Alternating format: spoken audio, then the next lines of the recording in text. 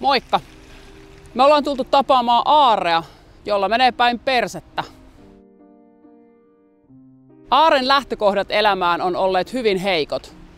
Hän on ollut 30 vuotta työttömänä ja useaan otteeseen myös kodittomana. Tälläkin hetkellä hän asuu kaduilla. Aare on just kirjastossa lämmittelemässä, niin mennään katsomaan, mitä miehelle kuuluu.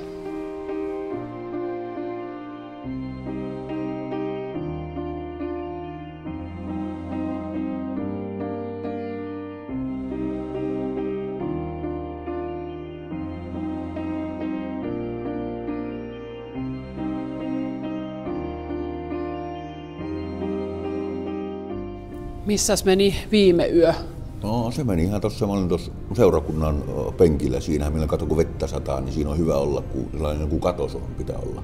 Tai joskus me on bussipysäkillä, kun jos sataa kato, niin ettei kastu, se on ikävä olla litimarisvaatteessa, haisee kuin uitettu koira niin sanotusti. Sitten kun ei pääse mihinkään rautatieasemaan oikeasti puoli viiääkaan, niin sitten menee sinne, niin kyllä sitä aika kylmissään tärissii. Joku luulee, että on hirveän rapulamasta, ei se nyt rapulaa, kun venää jäätyy. Ja mulla kyllä monta vuotta oli asunto, niin miksei mulle työpaikka anneta, että minä pääsisin elämässä eteenpäin. Psykiatrit kyllä ihmetteli silloin, että mihin eteenpäin sun pitäisi päästä. Mä sanoin, ei se asuntoelämä riitä, mun pitäisi saada työpaikka. Että teilläkin on autot, teillä on kodit, teillä on vaikka koirat, kissat, teillä on varaustaa tietokoneita ja kaikki. Pitäisi munkin saada palkkatyöpaikka. Mä menin 17-vuotiaan työvoimatoimistoon sen takia, että siellä piti palkkatyötä saada.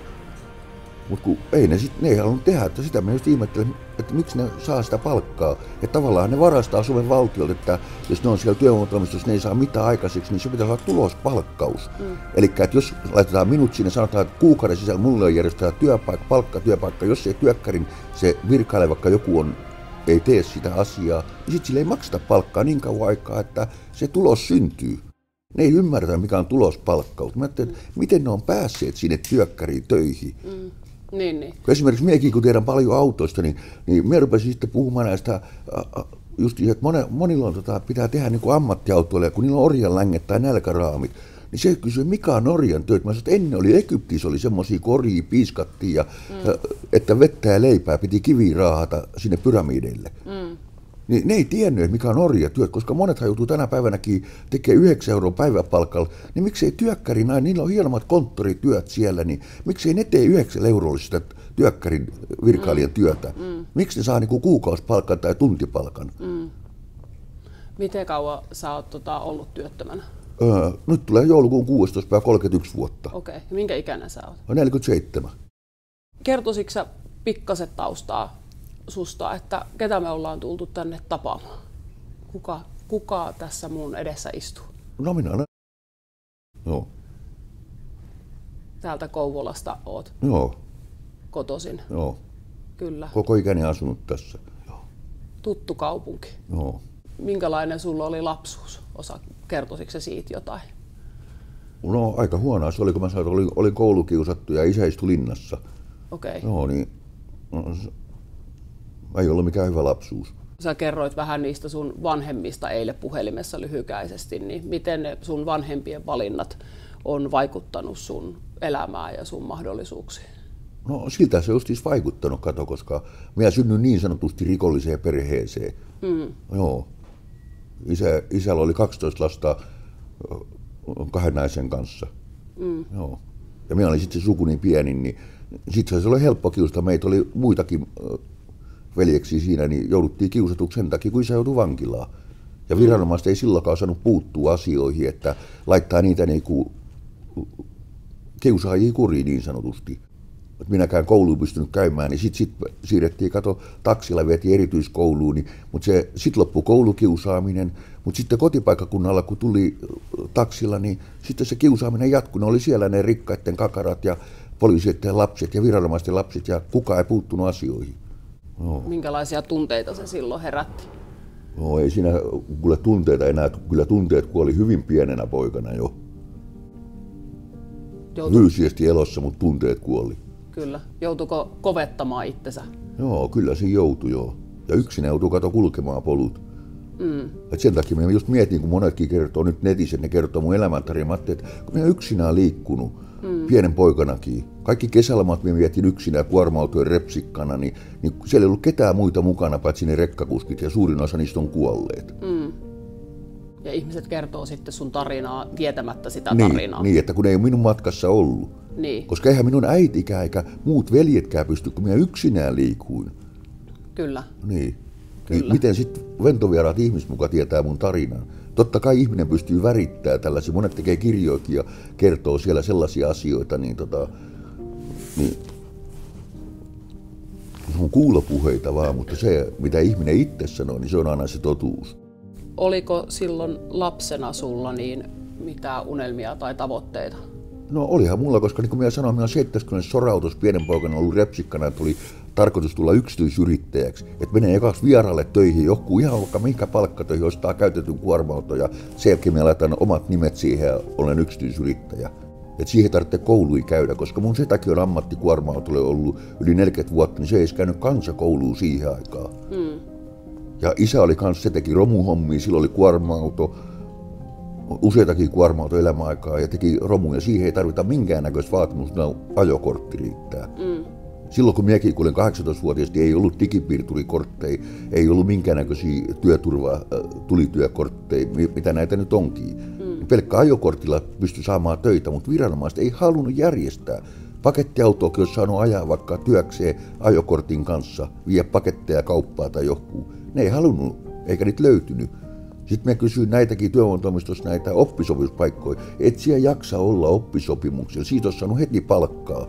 Ne ei halunnut antaa niitä. Niitä annettiin vaan jollekin hyvän omille tuttaville tai sukulaisille oppisopimuspaikkoja.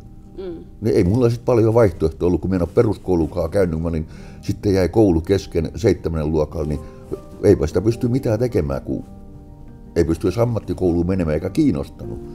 Kun ajohommat kiinnosti vaan. Mistä syystä se jäi se peruskoulu kesken? No sit kato, kun nämä muutti sen erityiskoulun, ne muutti sen sitten normaalikoulun yhteyteen, että ne ei enää taksilla halunnutkaan kuljetella lapsia, kato niin kuin joka päivä 54 kilometriä erityiskouluun. Sitten se kiusaaminen alkoi katsoa siellä koulussa. Siinä oli lukio oli vieressä ja normaali yläaste. Siinä vieressä sitten oli tämä erityiskoulu. Niin näähän kiusasi nämä lukiolaisetkin sitten niitä erityiskouluoppilaita ja normaalikoulun oppilaita. No ei siinä ollut mitään. Mä ajattelin, että eihän siinä ole mitään, koska mä tiesin, että pääsee meidän töihin pelkällä ajokortillakin. Niin kuin monet siihen aikaan pääsikin 90-luvulla. Kyllä. Niin, mutta kun sitten oli mulla se suvun rasite taustana, niin sitten ei haluttu ottaa töihin. Oli niin paljon vihamiehiä ja naisia tullut jo, niin ei mahtanut minkään. Niin nyt on tänä päivänä, miekin tiedän niitä, niin ne on tuolla jostain vanhustenhuollossa töissä esimerkiksi ne sellaiset, ketkä oli silloin kiusas minua, niin nythän ne kiduttaa siellä vanhuksiakin palvelutaloissa kaikissa. Kaikennäköisiä väärinkäytöksiä on siellä. Ja sitten viranomaiset ne yrittää salata näitä asioita ja ne ei halua sitä, niitä ei saa vastuuseen millään. Niin kuin minua uhkasi silloin työvoimatoimistossa virkailija, että hänellä on poliisiystäviä ja kaikkia, niin että sieltä vaan meille mitään, miksi sä taistelet tuulimyllyä vastaan, että sieltä voita meitä koskaan. Mä sanoin, ei mun tarvitsekaan voittaa. No sitten toinen työkkärinainen, sitten siellä sanoi se nainen, että joo, kun sieltä koskaan elämässä saatu Suomessa saamaan töitä, niin miten siellä vanhana sitten eläkkeellä niin kun maksat lääkkeet ja kaikki. Niin minä sanoin sitten sille naiselle suoraan, katsoin silmästä silmään, että tiedätkö, että minä en ole eläkeiässä enää elossa, että minä kuolen, että mulla on sellainen elintapa. Sitten se hätkähti. Monethan kuolee ennen eläkeikää. Silloin ei tarvitse olla yhteiskunnan rasitteena. Et monilla on sellainen hurja elämäntapa sitten, että ne tuhoaa terveytensä, että viinaa menee paljon. Mulla on paljon sellaisia maansiirtokavereita, jotka on kuollut jo 50-vuotiaana, kun on juonut viinaa ja tehnyt koko ajan ahkerasti töitä. Minä sanoin, kun minä olin 17-vuotiaana, mulla ei ollut ajokortti vielä 17-vuotiaana. 25-vuotias astoissa olla nuorten työpajalla. Kaikki muut pääsi sinne. Siellä sai vaan kerran olla. Minä en päässyt, sitten sain liiton rahatkin. Katsoin, siellä oli puoli vuotta, vaikka oli niinku nuorten työpajalla töissä. Sinne pääsi 2 vuotta liiton rahoja.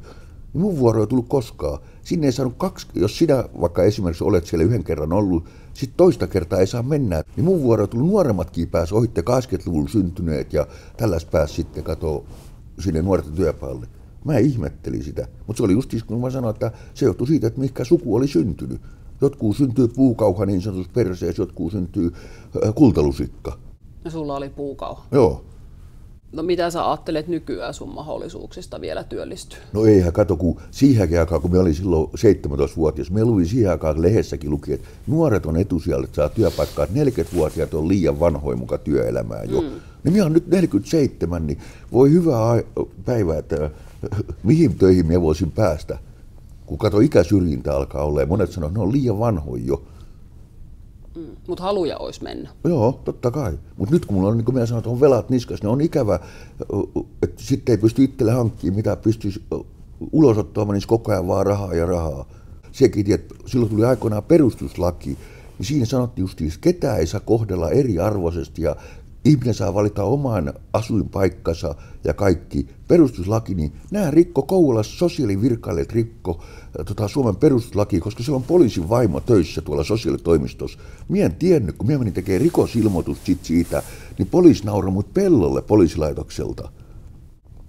Sitten mikä kateus, kun minä muistan, kun minäkin sain ensimmäisen autoni hankittua silloin, käytetyn Volvon kanssa ostettua autosalvasta, niin työkkärin nainenkin tokasi, että ei hänelläkään ollut yhtään Volvoa. Miksi sulla on Volvo? Mä sanoin, että ai jaa. Se oli niin kateellinen, että työttömällä ei saisi ollakaan. Sen takia ne katkaisi multa kaikki rahat, että multa meni auto sitten. Mä sanoin, että nythän mulla on auto. Nyt järjestäkää työ vaikka Inarissa, mä otan kilometrikorvaukset. Vaikka menisi tappiolle. Ei niitä löydy sulle palkkatöitä. Niin mä nostan silloin kädet pystyyn.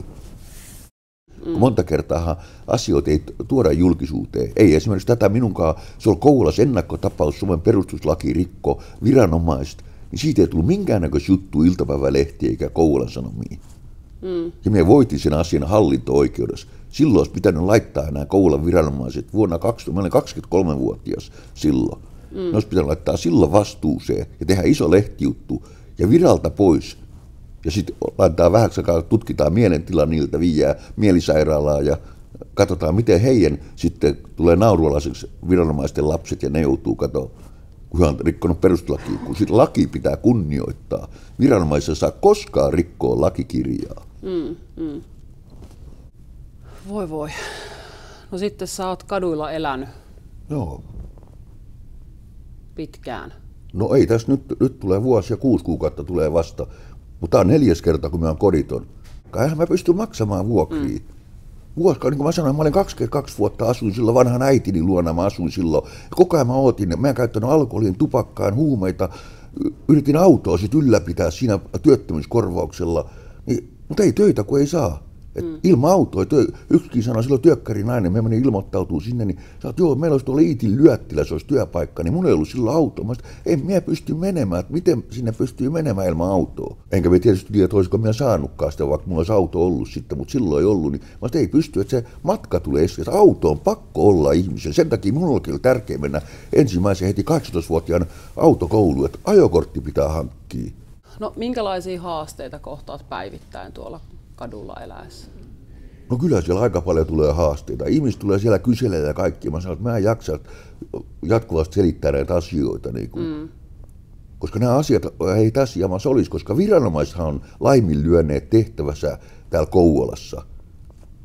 Siitähän tässä on nyt kyse. Että niitä ei saa tuomiolle, niitä ei saa mielisairaalaa, ei vankilaa siitä virkarikoksista, virka virkano, jos on joku, vaikka niin kuin tämäkin kehuu, tämä työkkäinen, kun hän on virkamies, niin hän ei joudu vastuuseen tekemisistään. Hän voi tehdä ihmisille, mitä hän huvittaa. Tämä viranomaisia on vaikea saada vastuuseen. Se on aina köyhä häviää, niin, vaikka olisi kuinka oikeassa. Tämä on ikävä paikka elää tämä maailma.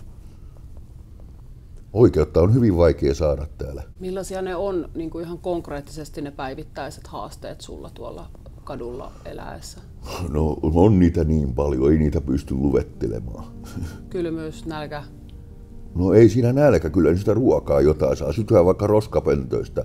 Ei se nyt ole siinä. Enemmän se on se kylmyys, ja kun ei pääse peseytymään. Niin kun mä olin kesähelteessäkin silloin 2 kuukautta silloin, niin sitten tulee poliisi ja bussipysäkille vittuille ja sanoo, koska sä oot viimeksi käynyt suihkussa. Mä sanoin, no en ole käynyt kuule 2 kuukauteen. Jokaisen helteelle pitäisi päästä joka päivä peseytymään, kun hiki haisee. Mutta ei, nämä ei osaa sitä ymmärrä. Mä en ymmärrä näitä ihmisiä. Mikä ei ole hyvä niille, et sen takia me epäilen, että niillä on joku jakomielitauti tai skitsofreenia. Niin kuin minä monelle sanon, minusta puhutaan netissä, että mulla on skitsofreenia. Onko mulla skitsofreenia? Mulla on 80-luvulta asti ollut leviksen farkut, mulla on aina sama mieli. Skitsofreenikolla mieli, se on jakomieli, että mieli muuttuu. Mulla on kaikki henkilöautot tullut Volvo-merkkisiä. Ja tietää, mitä ihminen haluaa maailmassa. Mikä siinä kodittomuudessa on ollut kaikkein vaikeinta? No en mä osaa niitä luetella. Ja kun mä puhun vaikka se esimerkiksi niin sitä Pipoa tarjosi äskettäin, niin mä sanon, sitä omaisuuden raahaaminen mukana sitten, niin se on todella vaikeaa kodittomalla raahata. Niin kyllä. Niin kyllä se hyvin vaikea semmoinen elämä on kuule. Kodittoman pitäisi kaikki omaisuus kantaa mukanaan. Sitten kun ne johonkin jättää, niin sitten ne saattaa unohtua tai joku varastaa, niin kyllä se vaikeaa on. No, onko siellä ollut sulla sellaisia hetkiä, että olisit tuntenut olos niin kuin turvatuksi tai onnelliseksi, kun on ollut paljon vaikeaa? No ei ole kyllä. No kun mä äsken just sanoin, että ei mulla niitä tunteita ole, että tunteet on kuollut, mutta himot on jäänyt jäljelle. Onko joku semmoinen asia, mikä niin kuin voisi tuoda toivoa tulevaisuuteen? No ei oikein enää ole. Kato nyt kun tuli tää lakikin, kun tuli se veikkauskortti, niin minä lopetin veikkauksen pelaamisen. Kato, kun minä laitoin työttömyyskorvauksia silloin siihen niin kuin veikkauksille, kun ei saa töitä. Mä ajattelin, että sit sieltä jos tulee sitä, kato joku voitto vaikka 50 000 euroa tai jonkun muun, niin sitten minä pystyn hankkimaan itselle jotain, että kun ei töitä saa, palkkatöitä, niin se raha pitää olla rehellistä. No. Jos sulla olisi mahdollisuus muuttaa yksi asia sun elämässä, niin mikä se olisi? No nyt tuli vaikea kysymys. Se, että olisin syntynyt toiseen perheeseen. Sitä ei kukaan valitse, mihin perheeseen syntyy. Jos sullakin on pieni lapsi, vaikka sulla olisi vaikka mies ja sun mies vaikka tekee jotain, että se joutuu vaikka vankilaan, sinusta tulee yksinhuoltaja ja sulla on vaikka pieniä tyttöjä ja poikia vaikka, niin sitten niitä aletaankin kiusaamaan, ne menettää mahdollisuuden sen takia, koska sä oot mennyt väärän miehen kanssa vaikka naimisiin. Et lapsethan on viattomia aina siihen, mitä isä tai äiti on tehnyt, mutta kun monet ei sitä halua ymmärtää vielä tänä päivänäkään. Et mahdollisuus pitäisi antaa vaikka kuinka huonoista olosuhteista lähtisi. No onko jotain, mitä haluaisit sanoa ihmisille, jotka ei tunne niin kuin kodittomuuden todellisuutta? Voihan ne kokeilla vapaaehtoisesti. Niin kuin minäkin sanoin, nämä työkkärivirkallekin voisi kokeilla sen, että myy kaiken omaisuutensa ja kaikki, ottaa avioeroon ja irtisanoo itsensä työpaikoista, niin katsoa, miten se sitten hyvä pärjää sillä, kun on kateellisia monta kertaa työttömät, ne vaan jouten siellä sohvan pohjalla mukaan makaa. Mitä sä toivoisit näiltä päättäjiltä, jotka vaikuttaa näihin kodittomien tilanteeseen? No, jos Suomi ottaa koko ajan velkaa, niin miksi ei ota omaan kansalaisiin vasteen velkaa? Tänne tulee hirveästi vaikka paperittomia pakolaisia ja kaikki tulee. Niillä on asiat hyvin, niin kuin tuolla netissäkin lukee joka paikassa, että ei täällä näy kodittomana pakolaisia eikä muuta. Niillä on hienot vaatteet, autot on ja kaikki on. Ja merkkivaatteet jopa löytyy Adidaksen lenkkareita myöten ja kalliita vaatteita. Hyvät ettei Rolexitkin löydy jo kädestä. Mitä minä olen täällä koulussa, niin mua oikein pöyristyttää se, niin kun täällä on näitä uskovaisia, niin uskovaisilla on autot ja kaikki, ja sitten niillä on työpaikat, silti ne käy siellä ruokajaossa, sitten ne käy hakee K-kaupan näitä 50 € lahjakortteja vielä, ja sitten ne autojen kanssa vielä, kun me köyhät kerätään pulloa, niin ne vielä autojen kanssa kerää niitä pulloikin, niin minä sanon, että oho, että kyllä ahneus on huipussa. Että uskon varjollahan sellainen sanonta, että uskon varjolla tehdään hirveän paljon pahaa, niin se pitää täysin paikkansa. Minä olen itse sen henkilökohtaisesti todistanut. Tuo mekin Raamattua sen verran tutkinut. Siellähän tulee sellainen sanonta, että Jeesus sanoi sille rikkaalle miehelle, seuraa minua, myy kaikki omaisuudeksi, se tuli surulliseksi. Miksi nämä uskovaisia, niillä on miljoonia rahaa, niin jos ne tosissaan olisi uskovaisia, nehän antaisi köyhille niitä rahoja. Ei, niillä on sijoitusasuntoikin uskovaisille täällä kaikki sun muuta. Niin ehkä nämä pakanatkin voisi tulla uskoa siinä vaiheessa, että kun ne rupeaisi antaa niille maallista hyvää. Onko jotain, mistä olet tällä hetkellä kiitollinen elämässä? No en osaa sanoa. No minkälaisia väärinkäsityksiä ihmisillä sit yleensä on sinusta ja sinun elämästä? No esimerkiksi se, että kun aikoinaan, kun meillä oli ensimmäisen kerran koditon, me istuin silloinkin tuossa Anttilan kulmalla bussipysäkillä ja minulla oli tyhjä pullokassa siinä. Ja sitten siinä tuli pysähtyä auto ja kysyi, että joo, että missä asut, että minä voin viedä sinut kotiin. Mä sanoin, että en minä asu missään kotona, että mä olen tässä nyt sitten koditon. Ja sitten, että minä vaan tässä odottelen, että tulee aamu, että minä palauttelen kauppaa pullot, niin sitten ne tokas siinä oli siinä autossa ja ihmisiä, että joo, toi on nisti toi mies. Minä en ole koskaan elämässään käyttänyt huumeita. Minä en silloin tupakoin ja käyttänyt alkoholiikaa.